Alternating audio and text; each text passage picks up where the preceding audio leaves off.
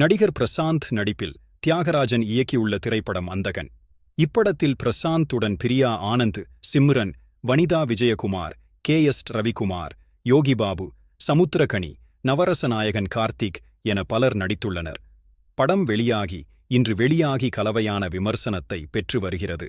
படம் வெளியாவதை முன்னிட்டு படத்தின் ப்ரோமோஷனுக்காக எமது பிலிமி பீட் சேனலுக்கு நடிகர் பிரசாந்த், சிம்ரன், பிரியா ஆனந்த் ஆகியோர் பேட்டி அளித்துள்ளார்.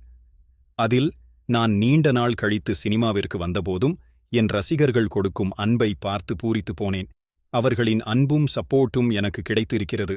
அவர்களின் அன்புக்கு ரொம்ப நன்றி என்றார்.